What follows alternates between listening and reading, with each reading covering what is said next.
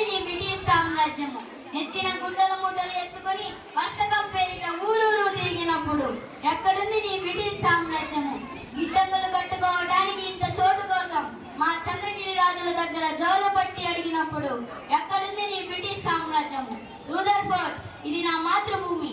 ఇక్కడ మట్టి పవిత్రం, గాలి పవిత్రం, నీరు పవిత్రం, నదులు కొండలు సమస్తం పవిత్రం. ఈ జన్మకే కాదు 1000 జన్మలకైనా ఈ పుణ్యభూమిలోనే పుడతాను. నా ప్రజల సమస్యలకై పాటుపడతాను. స్వరాజ్యం ఒకరిస్తే పుచ్చుకునే భిక్ష కాదు, పోరాడి గెలుచుకునే హక్కు. ఒక సీతారామరాజు చనిపోతే లక్షలాది మంది సీతారామరాజులు ఉద్భవిస్తారు. ఒక్కొక్కడు ఒక్కొక్క విప్లవ వీరుడై విజృంభించి బ్రిటిష్ సామ్రాజ్యపు పునాదులు పెళ్లకిస్తారు. సీతారామరాజు ఒక వ్యక్తి కాదు, సమూహ శక్తి, సంగ్రమ వేరి, స్వాతంత్ర్య నినాదం, స్వేచ్ఛ మార్గం. మట్టిలో మట్టినై, నీటిలో నీటినై, నా ప్రజల ఊపిరిలో ఊపిరినై, వారి ఆలోచనలో భావాన్నై, నా జాతి ప్రజలు పాడుకునే సమర గీతాన్నై, శ్వాస